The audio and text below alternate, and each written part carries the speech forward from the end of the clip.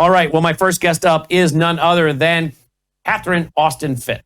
Catherine, welcome to the broadcast. Thanks for being with us.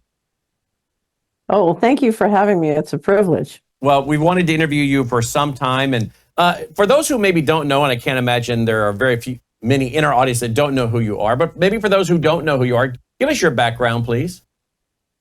Sure. So I grew up in Philadelphia. I went to Wall Street and had a very successful career as a partner and managing director of Dillon Read, and then went into the first Bush administration as Assistant Secretary of Housing and the Federal Housing Commissioner, and ran right smack into all the mortgage fraud, tried to end the mortgage fraud, and the reconciliation of that was I had to leave, rejected by the deep state, and so I started an investment bank in Washington called HHamilton Securites Group, and we had a very successful run applying new technology to all sorts of financial market transactions. But then again, I ran right smack into the mortgage fraud. You know, transparency is not what a lot of players in the financial markets really want. And so I ended up litigating with the Department of Justice for 11 years, and I started Solari Investment Advisory Services, which we've now turned into a screen company. So Solari Investment Screens, we do equity screens. So essentially it was, I would say, the primary beneficiary of the process of mortgage fraud was what I call the black budget. So, I was told at one point that Oliver North had said that HUD was the candy store of covert revenues. And that's what I saw. There was a lot of money funding covert operations and military and intelligence programs, and it was a way of clawing money out of the federal government by secret means.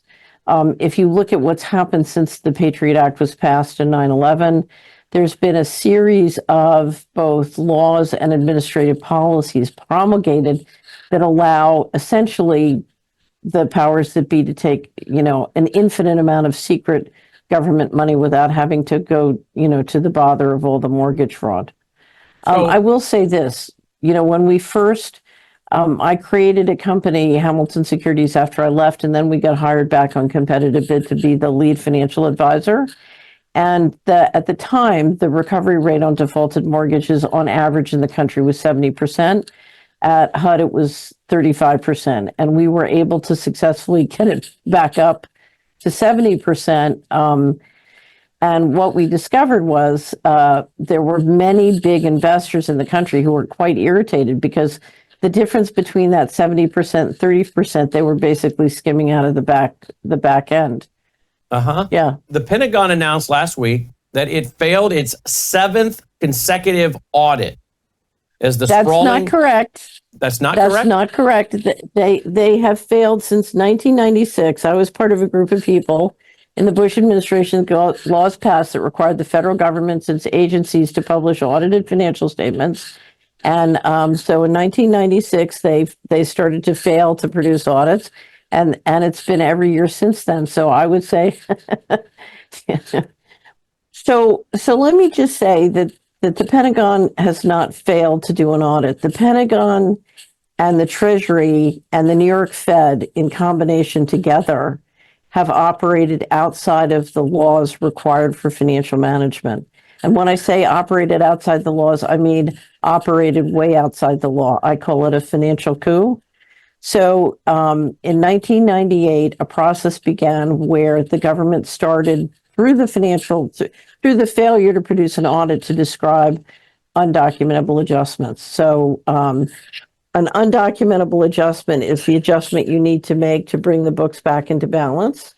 So it's transactions that you don't have documentation for, or you can't explain what really happened. So between fiscal 1998 and 2015, the federal government has undocumentable adjustments of $21 trillion.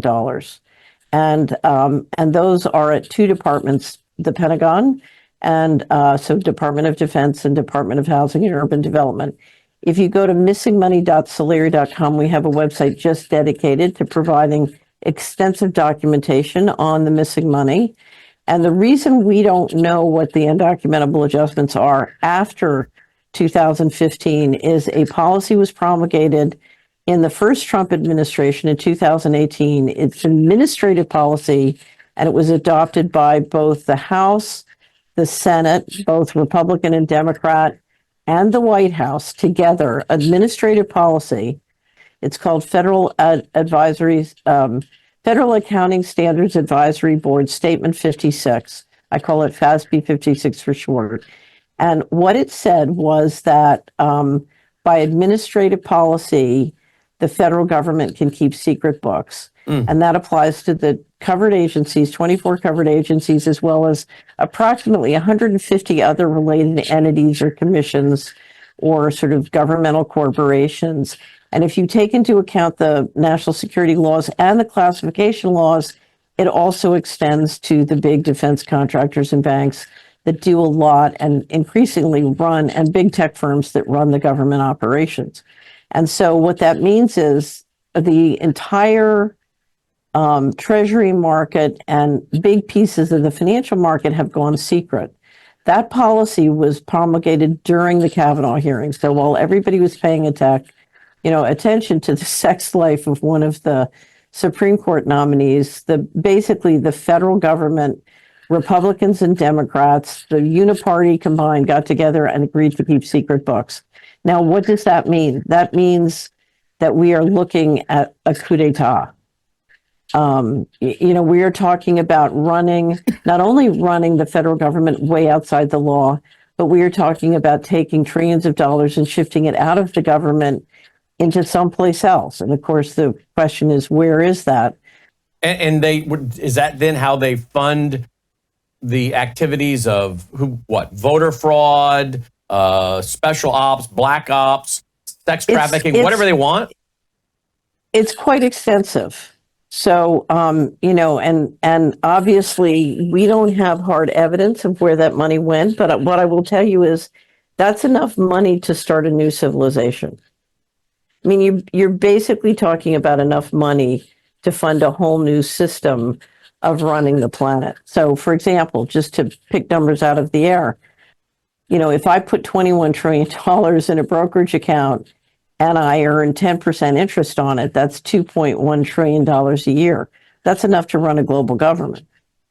Wow. It's also enough to end poverty and a few other things.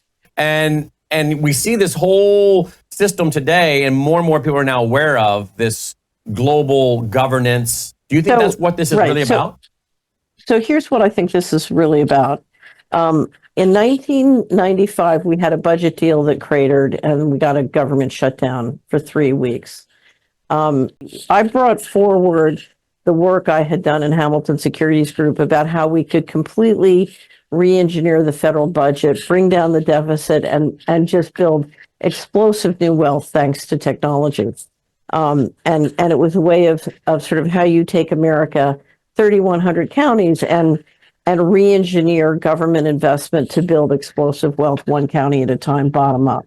Anyway, so I took the plans and I presented it to a wonderful group of pension fund leaders, and the president of the largest pension fund in the country, Cal Pers, looked at me and he said, "You don't understand, it's too late. They've given up on the country. They're moving all the money out starting in the fall." And that fall was the beginning. It was October 1997, which was the beginning of the 1998 fiscal year, when the trillions of dollars started to go missing. So, and anyway, so I think what happened was a decision was made that the current balance of power between the central bankers who run monetary policy and the people's representatives that run fiscal policy had reached a breaking point, that you couldn't depend on a democratic process in a republic to produce a financially responsible result, that there was no constituency for financial responsibility. As a result, the central bankers decided to basically assert control over fiscal policy and move us into a whole different form of government using digital technology to assert control. And that's what they've been doing ever since. And you see more and more of the leadership of the financial system working through the central banks and the intelligence agencies, who are often their sort of implementation arm, to take more and more control over the fiscal side of the house. And that includes election fraud, but includes many other things. And I think before, part of engineering this coup is moving all the money and resources and assets into separate legal entities. And that's why I call it a breakaway civilization. And it's a little bit. You also call it a great poisoning for the middle class, the great poison. Well, what also started to happen, here's what started to happen. When you look at the financial coup, is you're basically taking all the retirement savings and moving it out of the system before people retire. So the baby boomers had spent decades building up extraordinary resources in the pension funds and extraordinary resources in Social Security and military retirements and other retirement accounts. So we have enormous promises to the baby boomers as they retire. And if you're not going to come up with, if that failed, the other way you could manage that is to either extend the retirement age or bring down life expectancy. And in fact, the month after that deal busted, we saw OxyContin approved at the FDA and a dramatic increase in the steps you needed to do predatory lending in the poor neighborhoods. And we literally, both the food, the water, the spraying, the pill mills, and all sorts of pharmaceutical and healthcare policies all contributed to what I call the Great Poisoning, which is a general increase in toxicity in people's bodies and a fall in the strength of their immune system. And the result is literally an epidemic, not of a particular disease, but of people dying younger and younger and younger and being disabled in a way that has dramatically lowered life expectancy, particularly with the contribution from COVID. If you look at the 3 years of that operation, it is dramatically causing the death rate to rise. And if you look at a chart of the 20 industrialized nations and their life expectancy rising, throughout the last century, you hit that 95, 96 period when the financial coup starts, and you start to see the U.S. diverge from the other 19, and slowly and steadily life expectancy falls until the pandemic, and then it falls off the cliff. And that's certainly what you see now.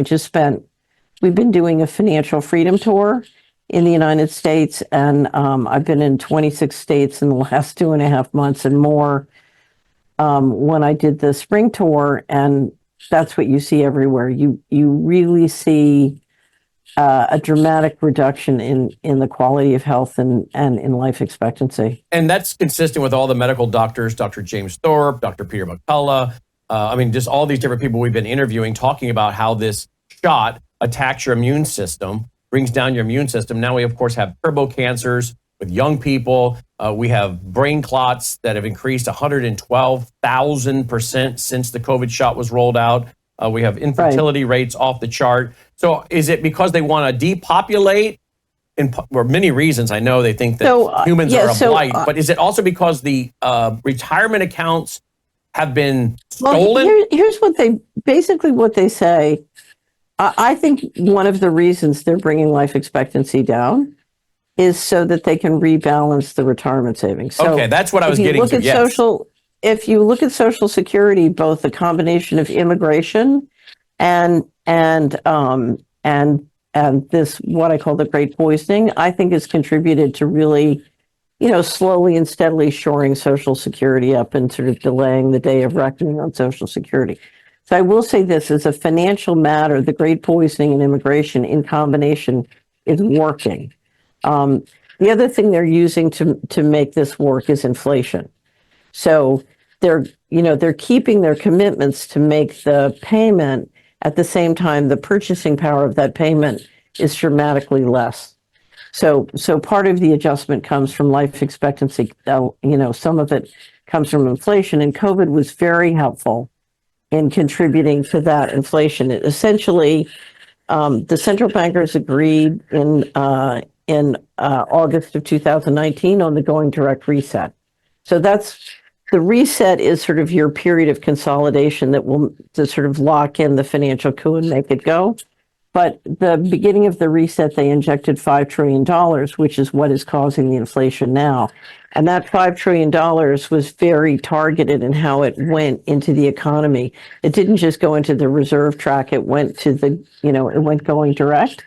But they delayed the hit of the inflation by shutting down Main Street. Shutting down Main Street was a way of generating huge deflation in the sectors that you're trying to consolidate.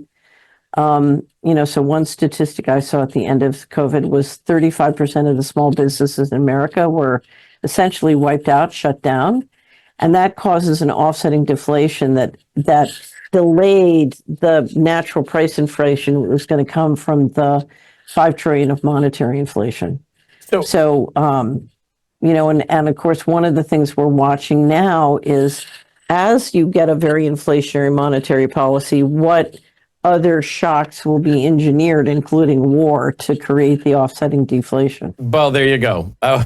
You led me right into that, World War III. This is the most dangerous time we've ever been in U.S. history for nuclear war. This is a greater risk than in '62 with Kennedy and the Cuban Missile Crisis.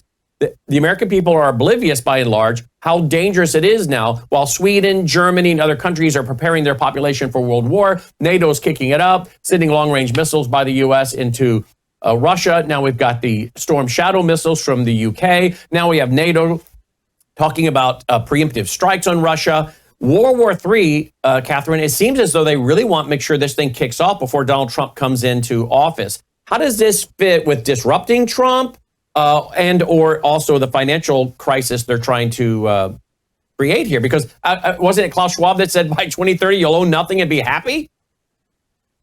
Right. So clearly we know that's the vision of some of the factions. I mean, basically they want to end property rights and centralize complete control, both of not only control and ownership of assets, but basically control of our financial transactions such that, basically we're slaves. They have spatial control.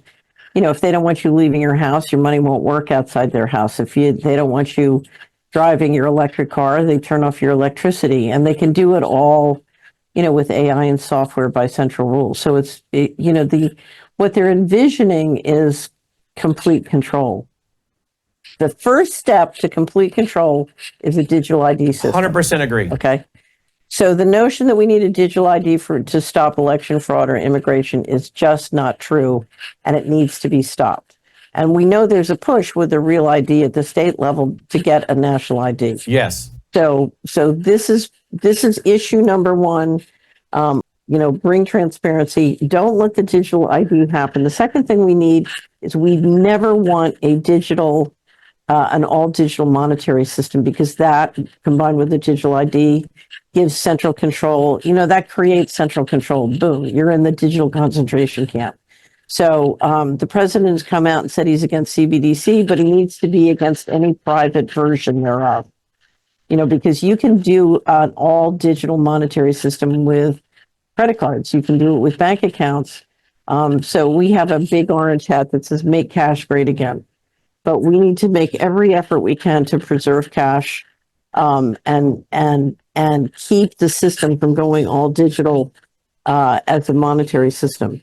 Okay, the last thing we need to do is to not. So here's the problem with what Musk is up to with Doge. The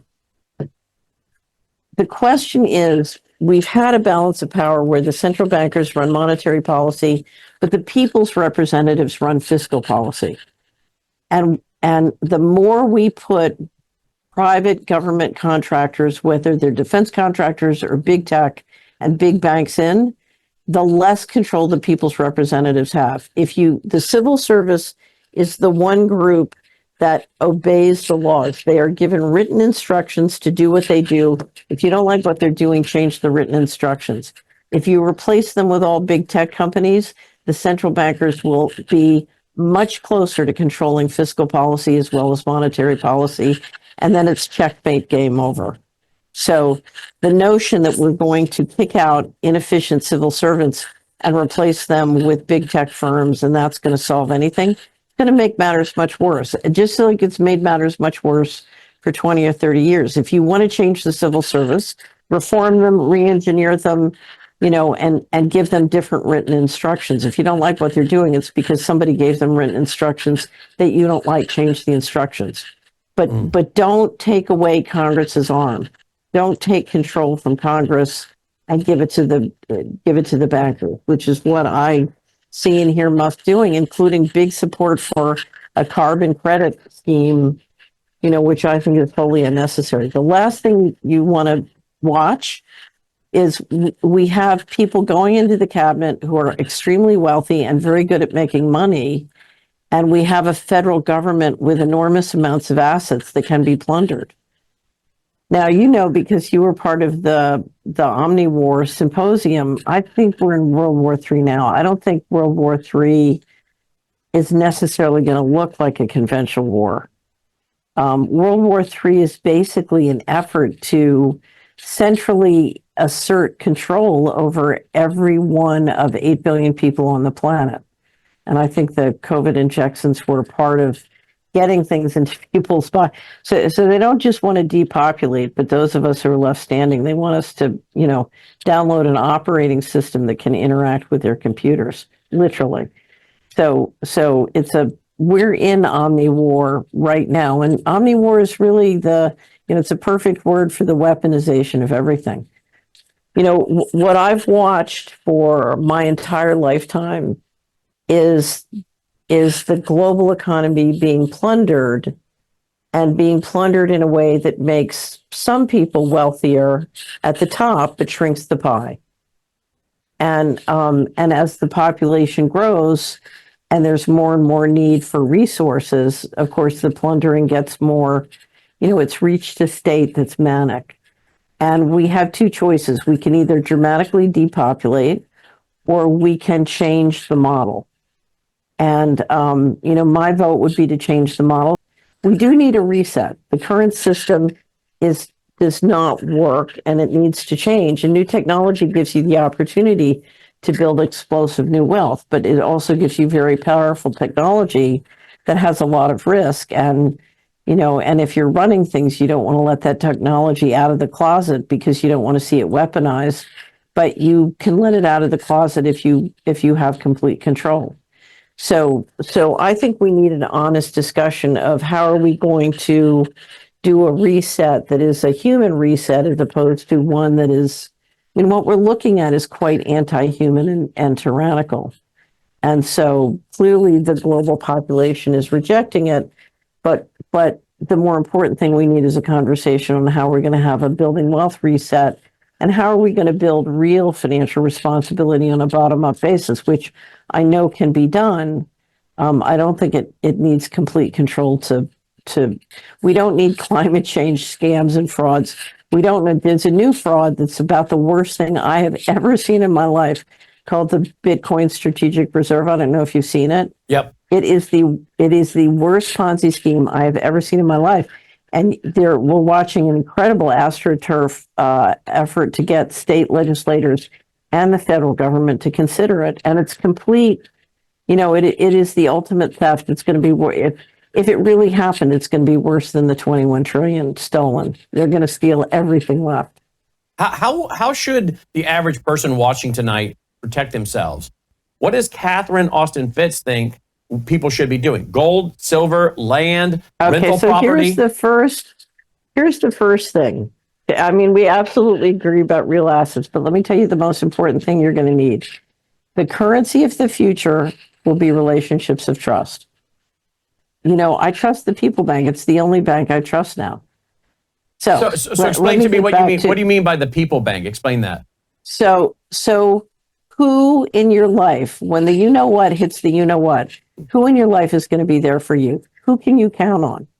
Who's going to be there for you if you get in trouble, if you're old and sick? Who's going to be there? And your primary asset in your life is your family.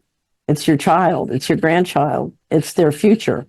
That's what makes you safe. It's that relationship which is your primary asset, not the money sitting. So I used to have this fight with clients who wouldn't buy really fine local food, healthy food, organic food, They said they couldn't afford it because they didn't have that magic 25 million. I said, don't be ridiculous. You'll never be able to retire because you're going to die from poisoning before you get there. So anyway, so the first thing you need to look at is you don't need an investment strategy. You need a war strategy because you're in a war, and omni-war is real. And so the first thing you need to know is, who can you count on? Who's your tribe? I think it's very important to understand who your tribe is. For example, where are you going to get food? You can't trust the food at the grocery store anymore. If you need to finance local farmers, I'll never forget, there was a group of Swiss money managers who got together and decided they'd had it with the food system, and they bought a farm. They imported a family from Eastern Europe, and that family was in charge of growing or accessing all their food. That was an investment. And it wasn't the typical financial investment, but it was an investment in making sure they had, whether it's healthcare, whether it's, we're seeing people investing in building parallel health systems all over the country because they know they need doctors and nurses they can trust, but they can't get them unless they build that parallel system. Wow. So anyway, so first, first investment number one is the people bank. After the people bank, absolutely hard assets. So, and one of my favorite lines is from Franklin Sanders, who's a pastor and gold dealer in Tennessee. He says, what I try and impress upon people is that the morning after the end of the world, somebody's going to wake up hungry and somebody's going to make money cooking breakfast for them. So we don't want tyranny. We want to be part of a human civilization. We want to build civilization. How do we take new technology and apply it to making us more productive, more healthy? How do we build new health systems that really work? How do we build enterprises that really decentralize money and economics and pull it back to Main Street? How do we create enormous opportunities for our kids to rebuild Main Street? The way you build a great civilization is one child at a time. That's how you build a great civilization. And it starts with, physical strength and health, but the next step is culture. So John Edward Hurley was one of my favorite people when I was in Washington, used to say, culture is the integration of the divine in everyday life. Now, it can also be the integration of the demonic in everyday life. Right. But if you want a great civilization, you gotta build that. You've got to integrate that divine intelligence into everyday life. And then Catherine Austin Fitts, what an amazing person. The things we could talk about for hours, and I hope we get to do that. We'd love to bring you in and have you. Thank you. It's a pleasure to be with you. You too. Look forward to having you back. Have a happy Thanksgiving. You too, Catherine.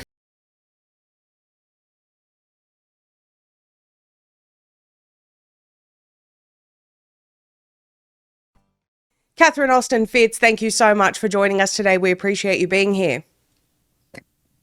Maria, it's always great to talk to you. I always learn so much whenever we chew through things. Well, that's what we're going to aim to do here today. Obviously, a lot of people have a lot of concerns. Let's start with your initial assessments of how things have been going over the past few weeks. Okay, so I want to start by just looking at what any new administration coming in would face, because we're in for big change, and that has nothing to do with the incoming administration. That has to do with the environment they face. Right. So it's really helpful. I always like to say, what would I do if I were in their shoes? And you can't understand that unless you understand, what it is they are facing. So the first thing they're facing is there was a move by the United States at the end of Soviet Union to become a unipolar empire. And that effort has failed. So we were a unipolar empire for a period of time. And now the U.S., with the loss of the war in the Ukraine and sort of events in the Middle East, is having to pull back and say, okay, we're one of several great powers. So we assert that we're the greatest power, but it's a multipolar world. So you see the new Secretary of State, Marco Rubio, saying, it's a multipolar world, and we have to adjust to a multipolar world. Secretary of Defense is making the same noises, and of course what you're seeing with discussions around the Ukraine reflect that. Right. So essentially the neocon strategy lost big in the Ukraine. And the incoming administration, whoever they are, whatever their philosophy is, has to deal with that. It is what it is. The second thing that's happened is, if you go back, there's a very interesting Australian think tank that tracks the top technologies and who's in the lead on the top technologies globally. They tracked 64 technologies at the end of 2007. The U.S. led in, I think, 60 of the 64. And today, the U.S. leads in 7, and China leads in 57, and is rapidly increasing their leadership in the other.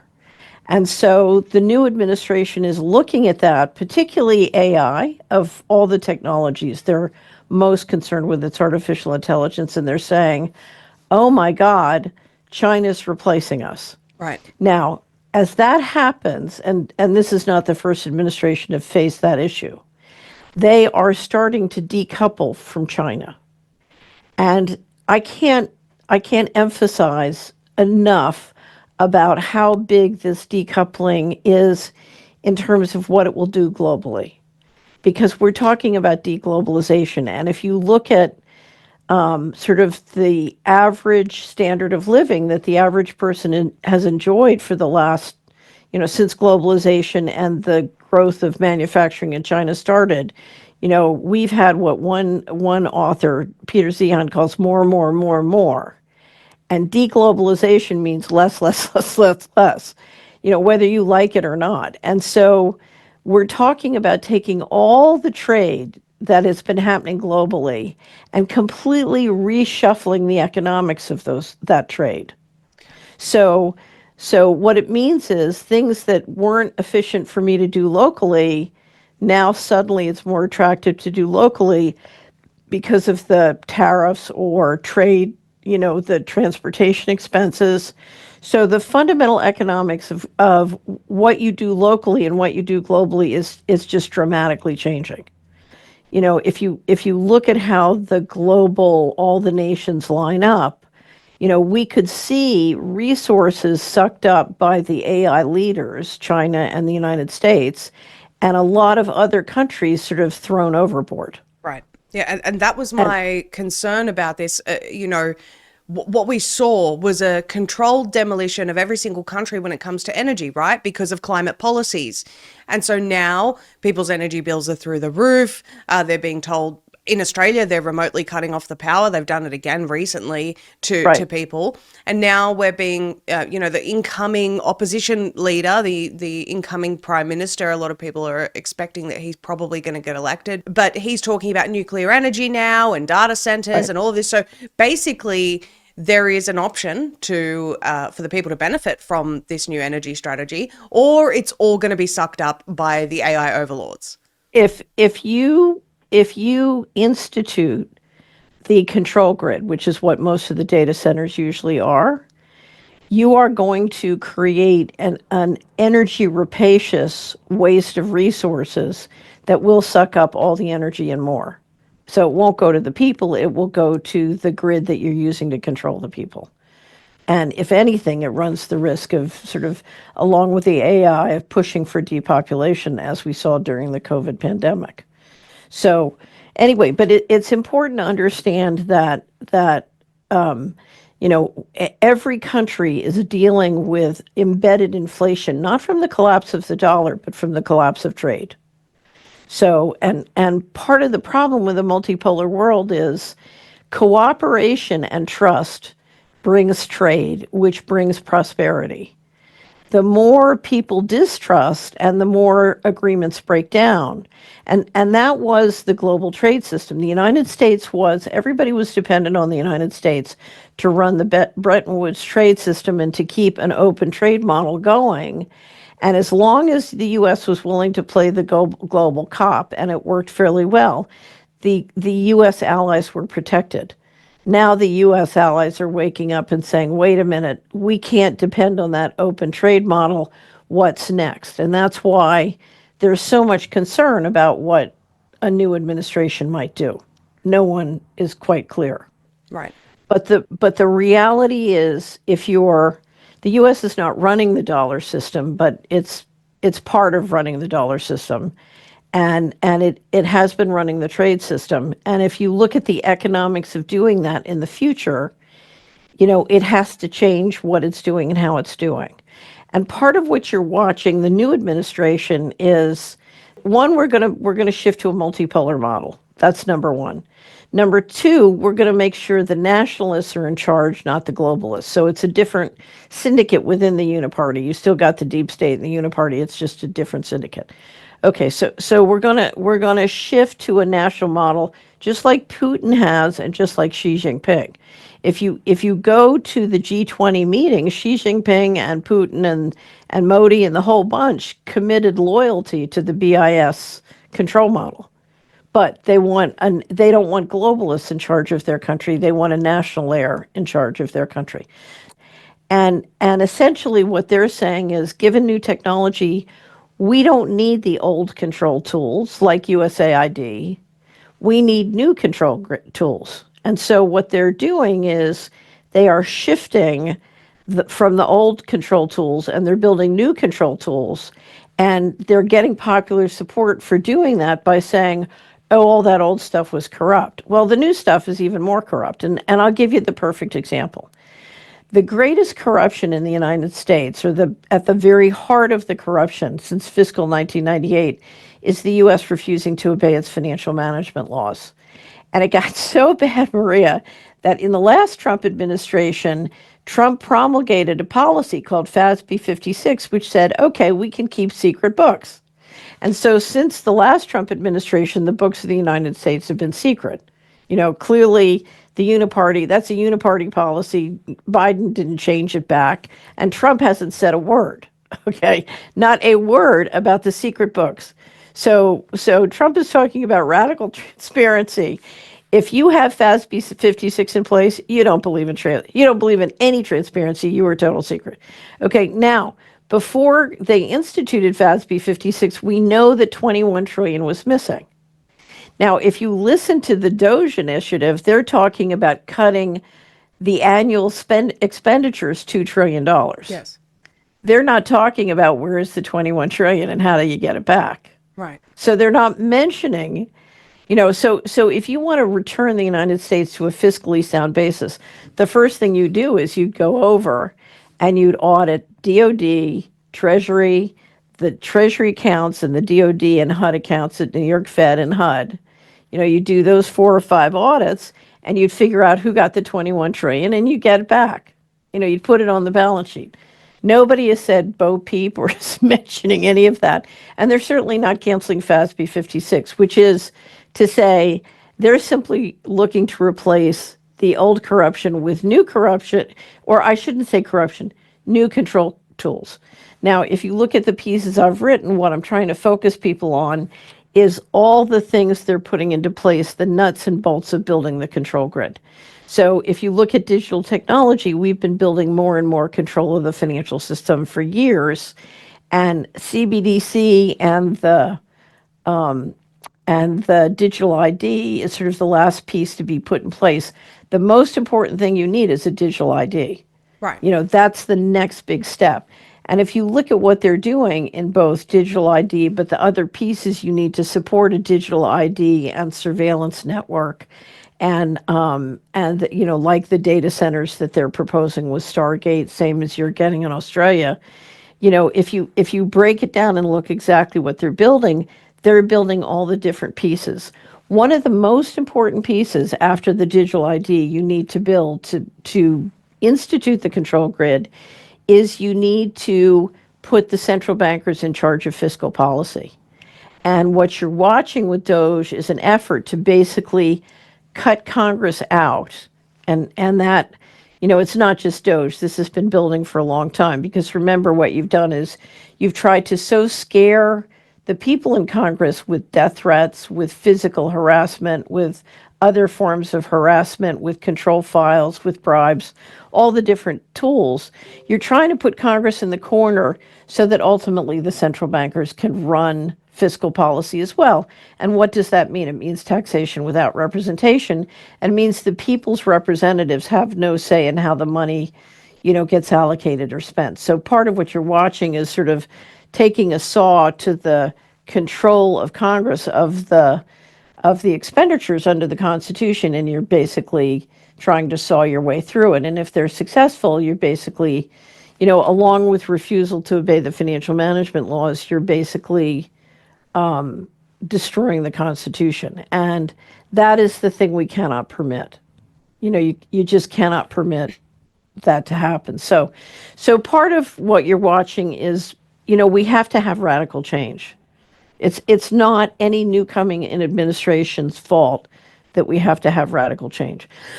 The question is that change going to be to newer, more centralized control, or is it going to be returning to constitutional government? Everything I see, with rare exception, and there are some exceptions and they're good ones, this team is building the central control grid. I can do the digital control grid with crypto, or I can do it with CBDCs. But what I need to do it is I need a digital ID. I need to destroy Congress's control of the fiscal policies of the country, and I need an all digital monetary system. Those are the three things I must have.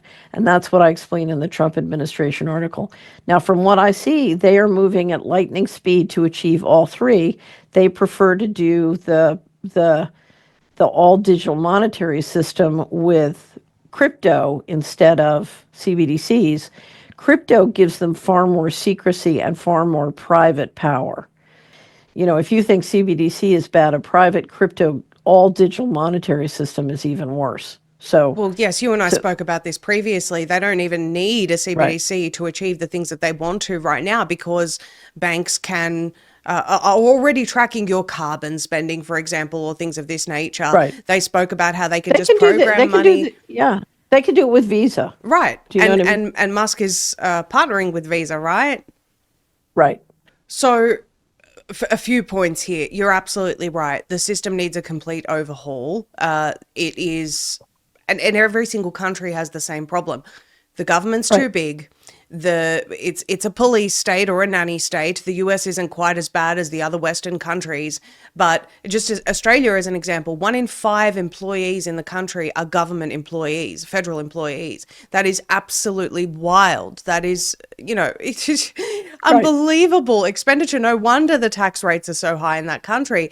And so you certainly don't need this many employees. And I was talking to Mike Adams, who is very, very positive about the future of AI, because he believes in decentralized AI, right? So he's talking about, if everything's open source, if everything's completely transparent and people have access to the open source information so that they can personally track their government, then the system works well.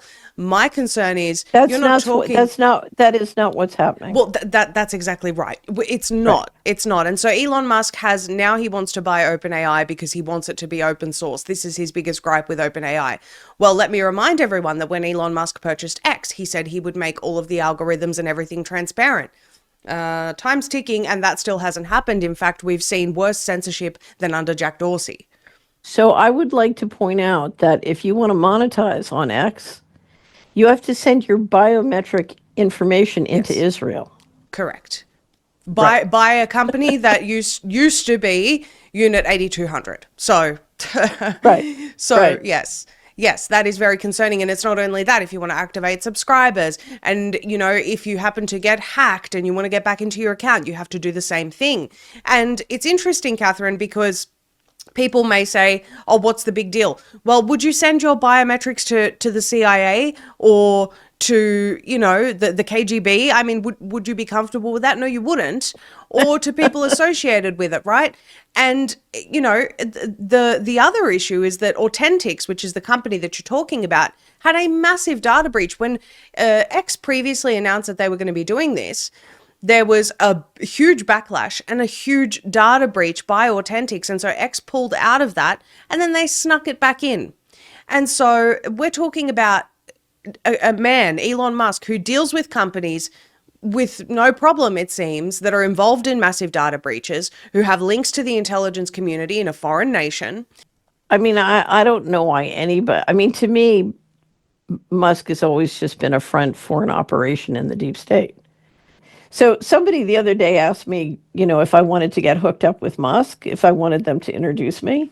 So I started to email back, and I decided, no, I'm not going to. I said, which of the 30 Elon Musk are you planning on introducing me to? The 6 that run 6 companies, the 3 to 5 who do 24/7 posting on X 7 days a week, or the 1 to 3 that are the gaming champion, or the one that's working full time for Doge, but somebody seems to be working on the weekends, so maybe that's 1 to 3.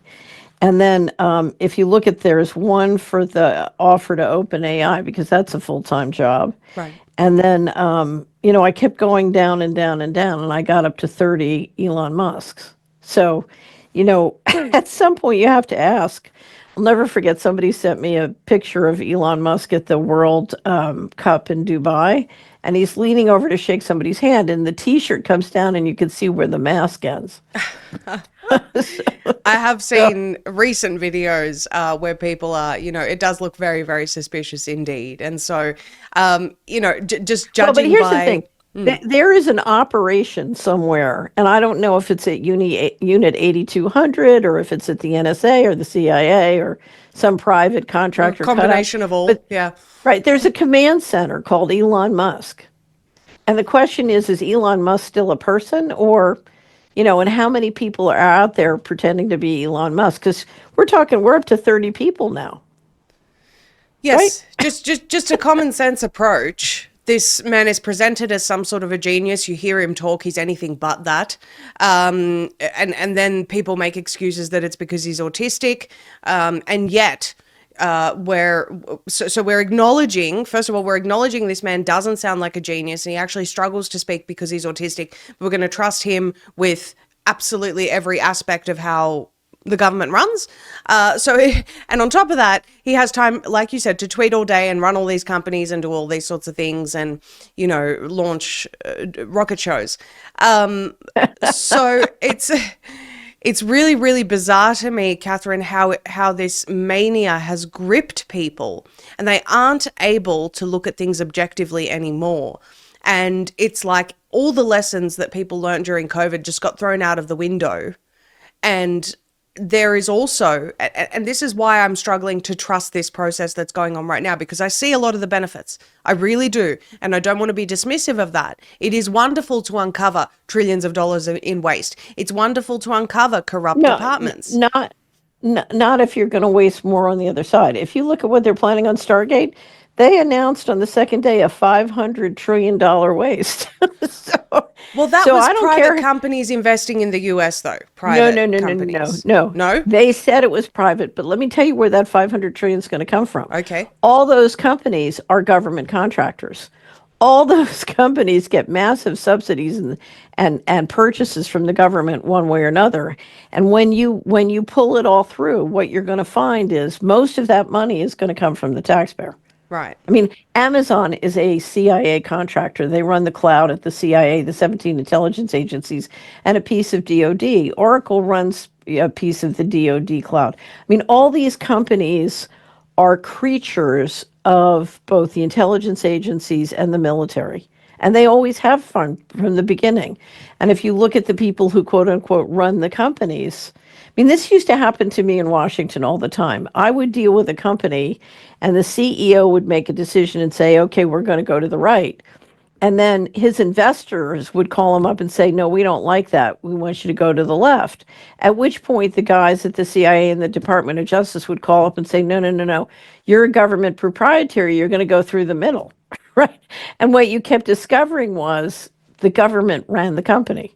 Right. So this corruption is the old tools. The way you ran the empire is you hired everybody. You put everybody on the payroll. So you would see enormous waste in the Pentagon military contracts because they wanted to make sure they put every great engineer on the payroll. They didn't want the engineer. It's what Lyndon Johnson once said about Bobby Kennedy. He said, I'd rather have him in the tent pissing out than outside the tent pissing in. So you try and make sure you get all the top engineers on your payroll because they can't, leave and go do community venture funds or all the kind of things they would do to sort of build a decentralized economy, right? So you're just canceling the old corruption and you're moving the money to the new corruption, which is going to be, Palantir and drones and lavender going over your house, controlling you with $500 trillion or $500 billion worth of data centers, right? Yes, well, this is the thing. So I recently interviewed a gentleman called Andrew Arnold, and he's doing some incredible work. And if people haven't seen it, go back and watch that interview. So he's using AI to map out. I'm just going to bring it up on screen for everyone to map out essentially what people can't see about what Doge and what's been uncovered about USAID and all of this sort of stuff. And so through this particular map that I've got on screen, he's actually found all of the original people that were involved in Doge and all of the big tech guys who conceived the idea of Doge long before it was known to the public. Right. And so this is not a brand new idea. People are, I don't know, believing that this just happened. Elon Musk just went in there and did this magically.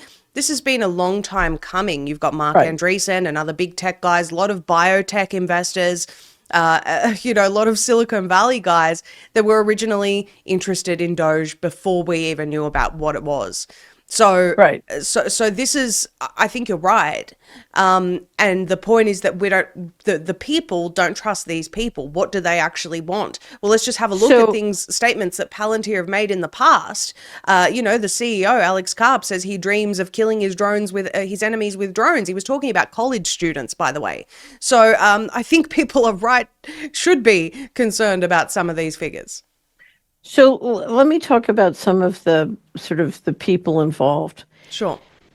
My impression of what the US government said to Silicon Valley many years ago is as long as you keep it, we will allow you to build these huge monopolies and be very wealthy and stars, as long as you preserve our leadership in all these technologies. And in fact, when we went from being the leader in many technologies to sort of being bested by China, one of the reasons was we allowed all these monopolies to grow and be fat and happy. So, I look at some of the folks in Silicon Valley and the defense contracting and I say, and let's face it, a lot of these folks in the Silicon Valley are really defense contractors. I look at them and say, you're the guys who blew it. Why should I turn things over to you to build the new tools when you're the guys who blew the last model?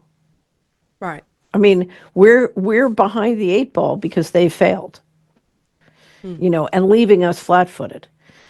And the huge embarrassment to me, Maria, is if you look at how the United States looks on the global stage right now, we just look, the American brand is getting slaughtered every day. And part of it is we're not taking responsibility for our own mess. We're blaming the rest of the world.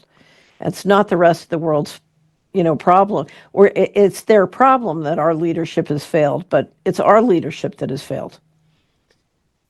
I'm in Texas now, but I'm looking at what Australians feel about everything that they're seeing. And the sentiment really is, oh my gosh, we can't believe all of this corruption, all of this money stolen from taxpayers. And thank goodness for Doge for uncovering it. That's the general sentiment.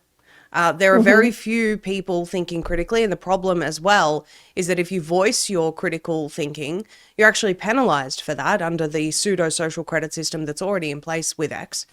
And so we are not able to have these kinds of conversations where we bounce around ideas. This is not even a brutal takedown of these guys. I could do that, but I'm not. Well, but let's do a brutal takedown. I'm happy to do a brutal takedown because, I can't tell you during the whole presidential election, I and the Solari team got beat up.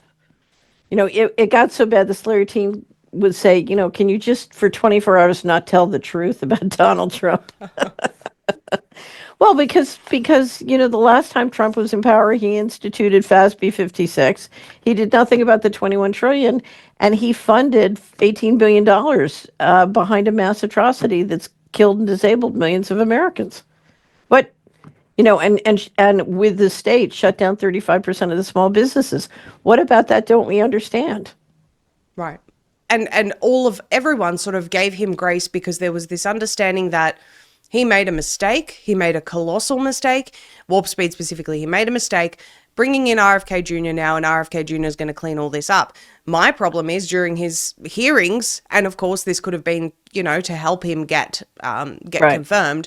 He said how great Operation Warp Speed was. Day 2 of the administration, we have an announcement about AI mRNA, mRNA that has killed and maimed millions of people around the world. And so there seems to be this conflict with that idea that, he just made a mistake, he's going to clean it up. No, so he announced a major initiative with mRNA technology, which is poisons. Yes. I mean, It is. He's proposing a major new round of poisoning for the American people. And that's a fact. Now, what will RFK do when he gets in? I'm very glad he put RFK in. And I have to tell you, that was a very brave thing to do. And in my book, he gets a big gold star for that. I mean, you have to give him credit where, yes. Right. Yes. Anyway, so even by the way, with the military bringing back all of those that were let go because of the COVID injections, because of the mandates, and they're bringing all of those healthy people back. Is that because we're planning a war, or is it just because it's the right thing to do? Time will tell. So I think it's both, but and Trump was very good during the pandemic about saying, I refuse to mandate. And many people give him a get out of jail free card because he refused to mandate. Now, my feeling is if you put $18 billion behind poison and make it sound like it's credible, too many people end up dead. So anyway. Well, the problem is shedding there as well, Catherine. I've spoken about this all the time. You can talk about, choice all you want, but my choice is removed if this person's going to shed onto me. Just look at the ACAM 2000 monkeypox injection as an example, which says may cause death to the unvaccinated if you come into contact with them. That's not a choice for me. Right. It needs to be banned. I couldn't agree more. Okay, and so the what he did with Stargate was dreadful. Okay, so let's talk about what they're doing now, which is unacceptable. Okay, let's do it. If you look at the law, so there is laws that say people coming into political office can't take bribes. Okay? There is laws saying government special employees like Musk and the Doge team it is illegal, it is a crime for them to be involved in things where they have conflicts of interest. So if they're doing things that impact their business, it's potentially a conflict of interest, which is a criminal statute. If information requires a top security clearance, you cannot access it without a top security clearance, let alone give access to anybody else who doesn't have clearance or isn't a government employee. Which Musk says he has, but we're talking about 19 to 24-year-old kids, I think, that apparently have been given top secret clearances. If you look at how long it takes to do a background check and clear somebody for a top security clearance, I don't believe any one of those Doge team has a top security clearance, or if they do, it was by a process which is, I would say, is nothing short of a divine miracle. I mean, I've been through 18 audits and investigations and an FBI background check and a Senate confirmation. So no, there's no way those folks have been through a top security clearance. Now, Musk could have a clearance for one of his other companies, but that wouldn't necessarily relate to Treasury data. I see. And there are credible reports that they not only had read-only access, but they had write access for some period of time. Yes. And the question is, if they had write access, what did they put in, including what did they put in that would give access to anybody from the intelligence agencies to private companies to... So if you look at the statutes that say no bribes, we've seen the president put out a meme coin right before he is inaugurated and he and his family get an extraordinary amount of money on the original offering, and that's secret. We don't know who gave that and what they got in exchange. So we created a private crypto system for essentially pay to play or kickbacks or something else. Now, Trump can say, well, Catherine, you have no proof. And you're right, I don't, because all the data is secret, right? I don't, but in the court of law, you're innocent until proven guilty. In the court of playing with other people's money as the president of the United States, you're guilty until proven innocent. You have to prove that that wasn't a kickback scheme.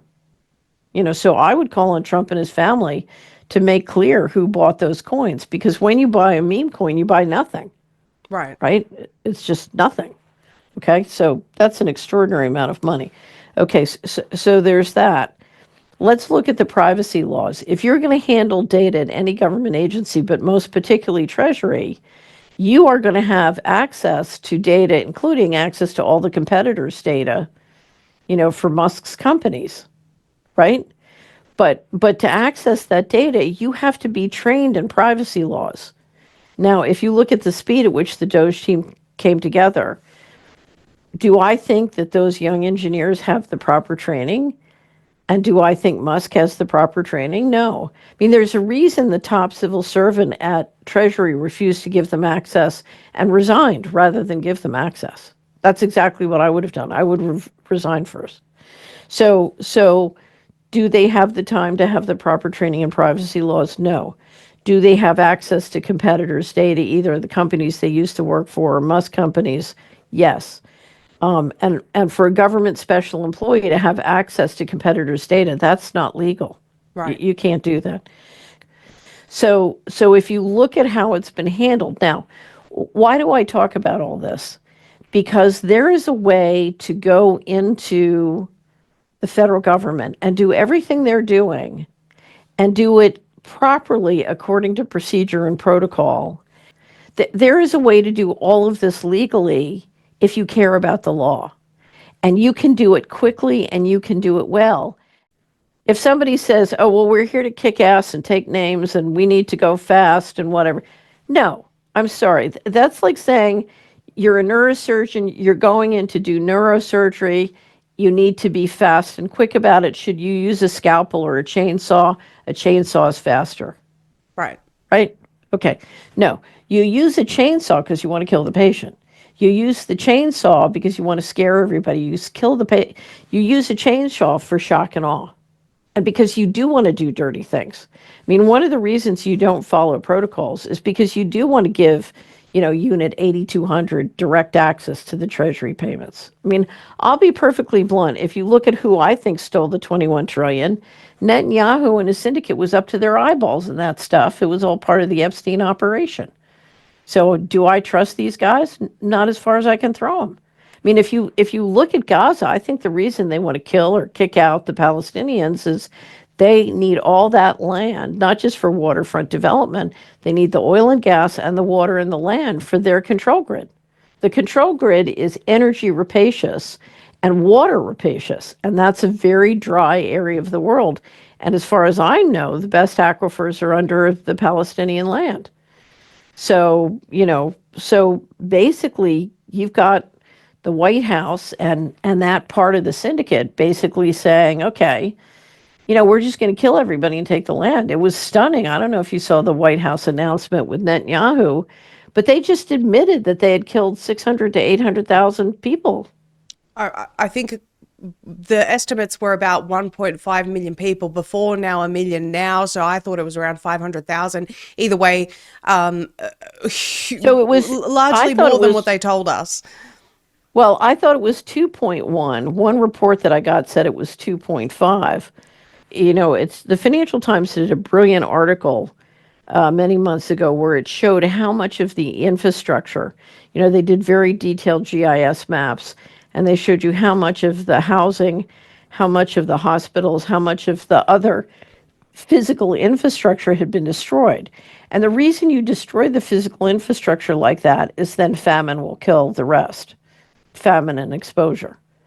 And that is, that is the sort of engineering of an intentional genocide. That's and certainly I'm in agreement with you, Catherine. This has been one of the most shocking things that I've seen announced, and it's just sort of we're going to take this land. We've helped Israel kill these people. We're going to take this land, and they don't really have a say. I've never seen anything like this in my life. We've never seen a genocide broadcast for all to see by Israel like we have over the past 2 years. I think ever in history. It's been Okay, so let's talk about the televised. new tools of control. Let's do it. The old tools of control, like AID, are invisible or secret or soft. So you put people on the payroll in the country, you create all these NGOs and spread around a lot of money and, pick favorites and do all sorts of horrible things. So I'm not condoning it in any sense, but it's basically soft. You buy people, okay, or you trick them. Right. But it's either covert or it's just financial incentives, okay? Now what we're talking about, the reason I constantly say Gaza is a method, is now you're basically taking the surveillance tools that the Israelis developed in Gaza and in Palestine, and you're exporting them all around the world with drones. I mean, this is what the Palantir and the drone and Lavender operation Yes. is.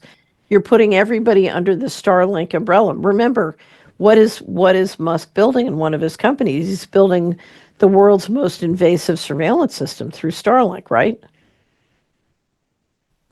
Right. So Musk is a guy who's building a global surveillance system, and you're allowing him to hook up, whatever he wants in his AI into the government systems. So for all we know, we're hooking all the government data systems and flows up into the Starlink operation somehow, right?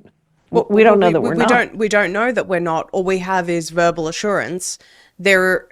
Where there is this illusion of transparency because of all the corruption that's been revealed, we're only seeing this much of the picture. And that is the problem that I have. And of course, just judging by the fact that anytime you raise concerns about this, it's generally shadow banned on X, which is the platform that this individual owns.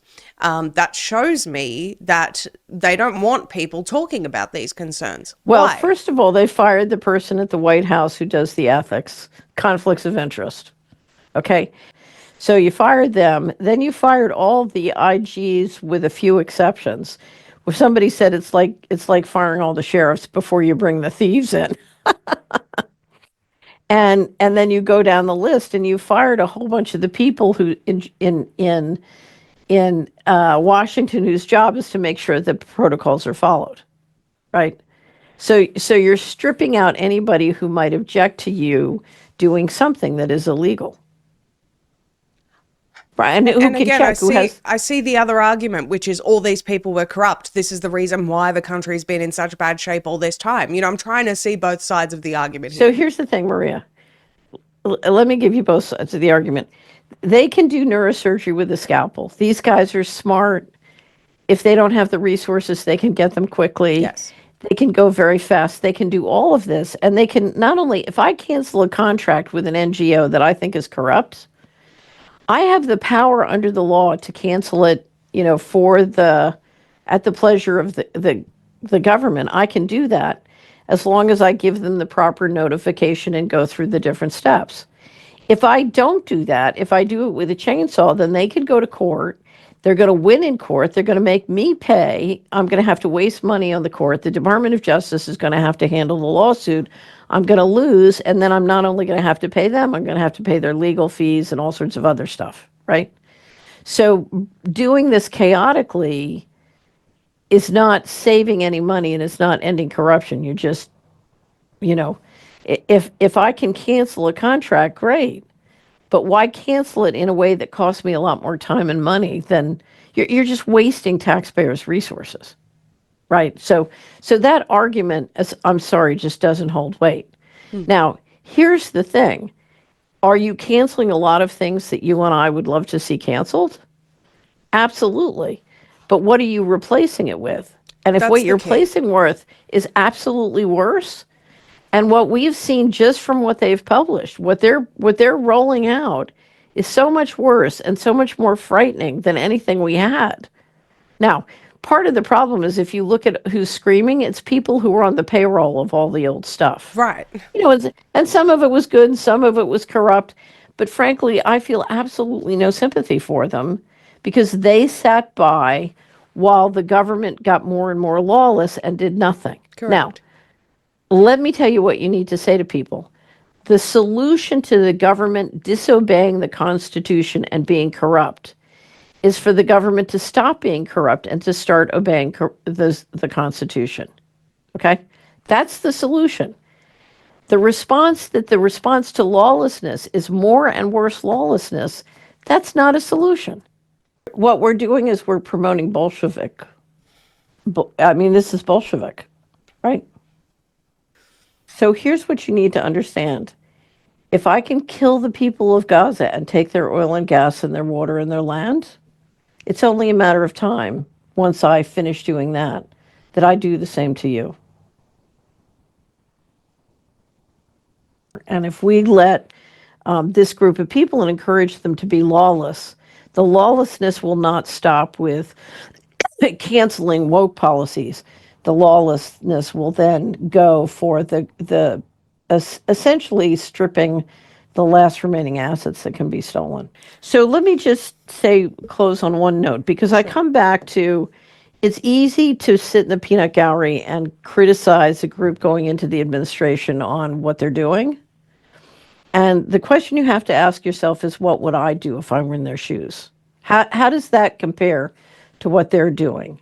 And the one thing I will say is the United States is facing a reckoning. But the United States has gone along with massive corruption until now because everybody got their check. And we are all, the time has come to look in the mirror and face the fact that we have all lived high in the horse on this system. And this system has been, increasingly lawless for decades. And now we're going to pay the price. And we have a responsibility. You can't just sit there and say, I don't like what these guys are doing. You have to say, I'm responsible for where we are.